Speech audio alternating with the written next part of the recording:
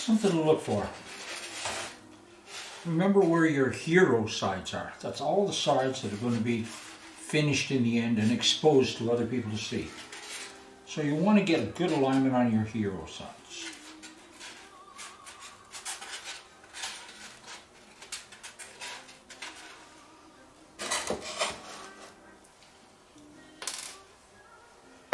Another point too, your tunnels for your engines. Make sure you get that nice and smooth. You don't want to interrupt the airflow with a sharp edge like this. That'll really cut down on your power. You might have a 90mm engine and it's only going to put out the power of a 60 or a 70 because you got so many of these little sharp edges.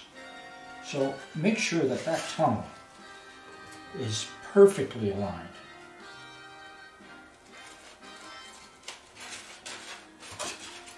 So difficult to sand.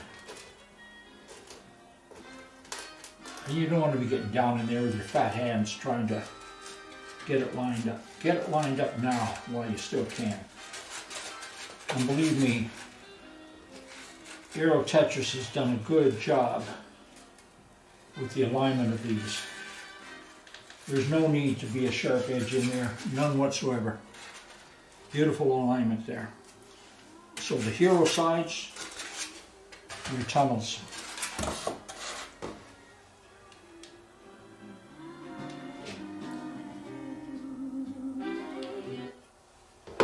I like this song, Blue Skies. I liked it when Louis Armstrong did it.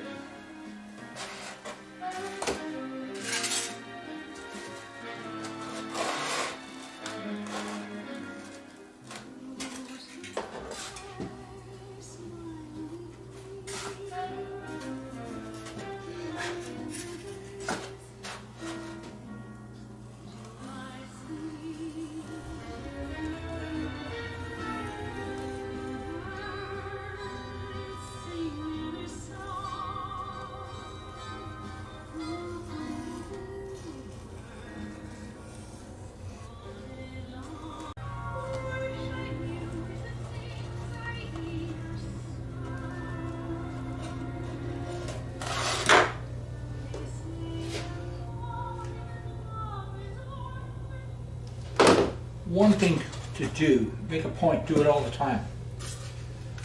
The ends, so often, you don't put enough glue there. You want the glue to come out. Little points like this, you can really strengthen them by running the glue a little further around. You want to make sure that point is well glued. Those are so easy to chip off.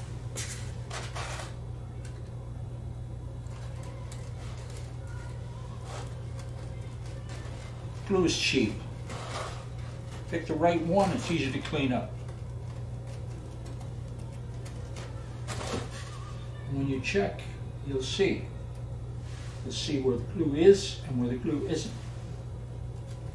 In my case,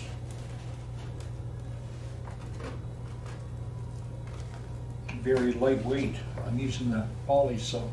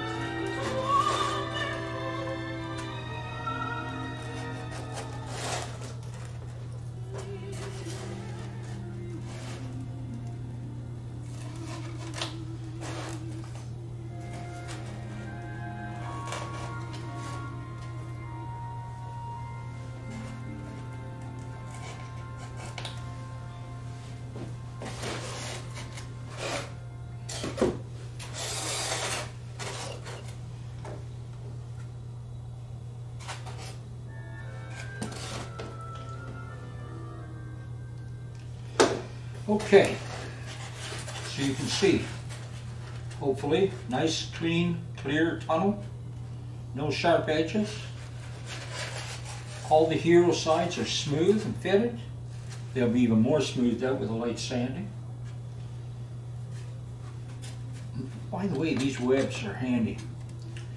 And these webs here, they give you good alignment. They get you a good start. You know that it's not in this way, it's not out that way. Well thought out, gotta say. As an engineer, believe me, I appreciate the work of other engineers.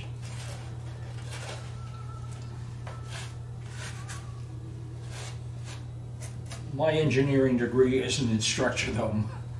My engineering degree is in material sciences. But I can appreciate the other fields as well. Here we are. Now, the next step. This is important again. This is my glass plate.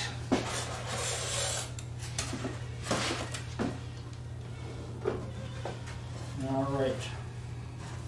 Nice and flat.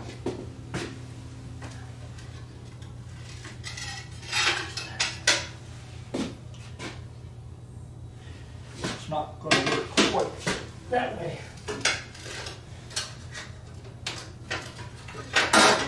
Here we are. So I'm going to put this on top of there. I'm going to put this one on top of there. Perfect. And let's see what else I got. I cut these random sizes before I started the job. And this one on top of here.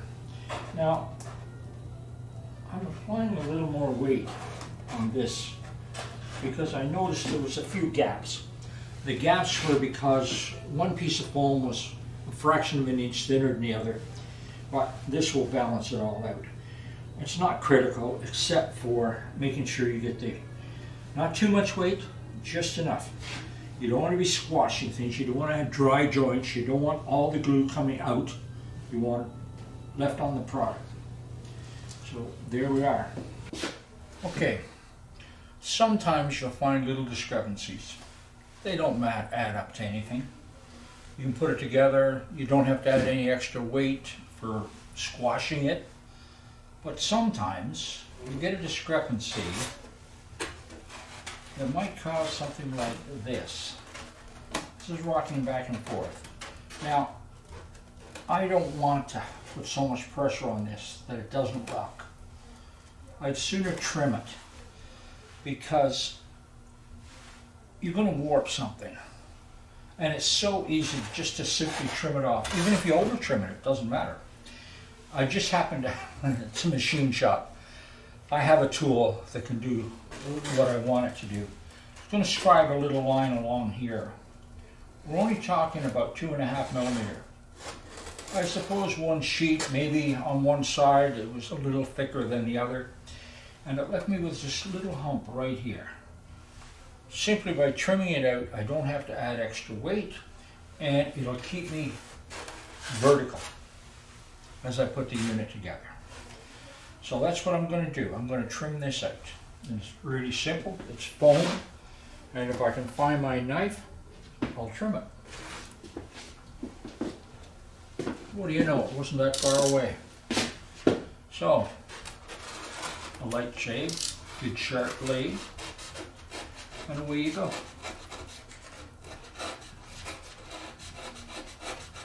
And go a little heavy if you want. That can be filled later. It's not a large area. Yeah. Actually, I'm going to take a little more yet. And I'm going to take some off the inside too.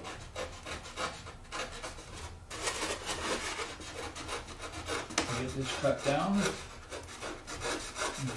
Feather it in. Here we are, a little more right here. You can actually see it. I scribed the line a little lower. That way I get to keep my line and cut to it.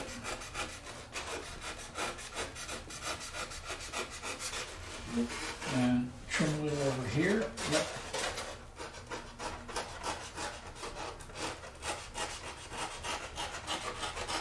Never cut towards you, always away from you. Isn't that what you're told?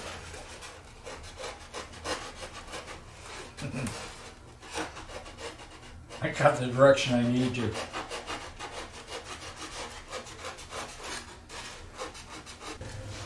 And by the way, this little bit of trimming I've done, and alignment I've done, glass plate, everything on a glass plate, so flat. This is just an old plate out of a refrigerator, a scrap refrigerator. It's tempered glass, but it can be any piece of glass. Just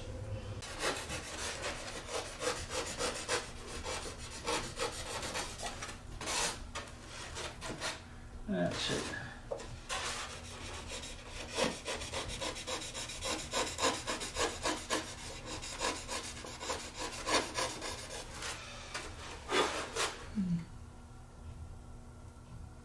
Yes, looks really good, very good. Even better now. Oh yes, that's beautiful. That's it. Pay a little attention now, trim it, don't force it, and it'll save you a lot of finishing later on. A lot of filling. You don't want to do any filling if you can help it. Keep your glue joints reasonably tight. That's it.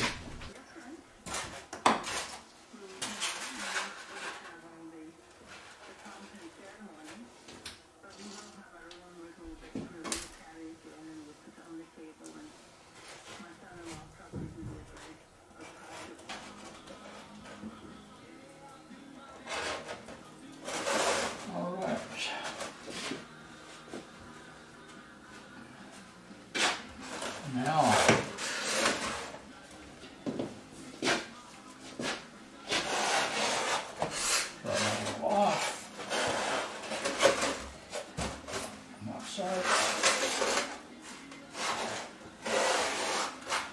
there we are. That's that piece.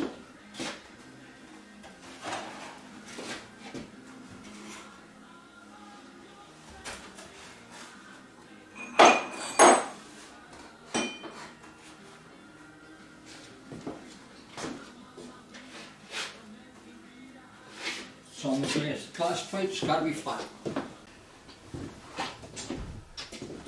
Okay, I have half of the body finished and fully assembled. Right there. Now, I've got to fit this to that half. These are the last three pieces. Again, I'll be assembling them. Hopefully in the right order.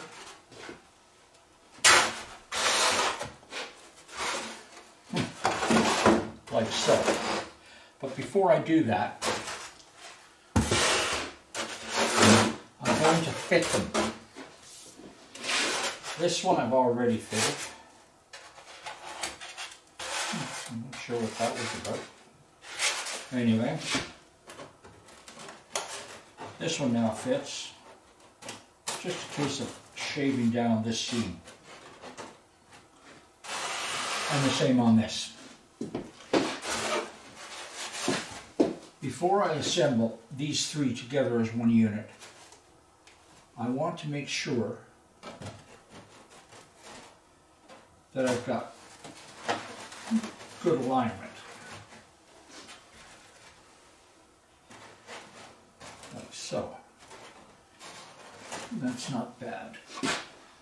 That's not bad. Over that.